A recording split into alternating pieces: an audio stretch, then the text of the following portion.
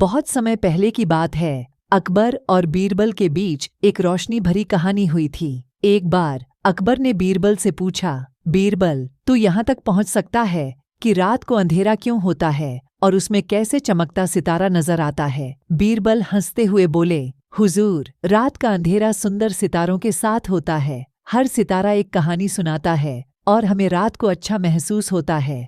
अकबर ने मुस्कुराते हुए कहा, अच्छा, तो कौन कौन से सितारे हमारी कहानियां सुनते हैं? बीरबल ने एक अद्भुत कहानी सुनाई। एक समय की बात है, एक छोटे से गांव में एक बहुत ही उदार राजा रहता था। उसने अपने दरबार में एक आम व्यक्ति को बुलवाया और कहा, तू मेरे साथ राजमहल में रहेगा। उस आम व्यक्ति को यह सुनकर बड़ा आश्चर्य हुआ, लेकिन वह राजा की दया और उदारता से भरा हुआ था, इसलिए वह महाराजा के साथ रहने को तैयार था। राजमहल में उसे एक कमरे में बसा दिया गया जो बहुत आलसी और अंधेरा था। उस व्यक्ति को दिन भर के कामों के लिए किसी भी रोशनी का साधन नहीं था। वह व्यक्ति हर रात अपने कमरे में चुपचाप बैठ जाता और स्वयं से कहानियां बनाता रहता। जब भी वह खिड़की से बाहर देखता तो सितारे उसके कहानियों को सुनने के लिए चमकते रहते थे।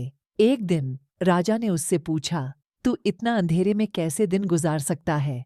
और उत्तर मिला, राजा, हर अंधेरे में एक चमकता सितारा होता है जो हमें राह दिखाता है। राजा ने उसकी बातों से बहुत प्रभावित होकर कहा, तूने मुझे यह सिखाया कि हर मुश्किल के पीछे एक हल होता है और हर अंधेरे में चमकता सितारा हमें सहारा देता है।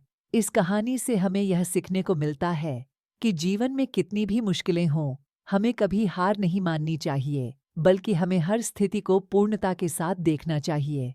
इससे समझाया जा सकता है कि चमकते सितारे की तरह हमें अपनी राह चलने में मदद मिलती है, चाहे हालात जैसे भी क्यों ना हो।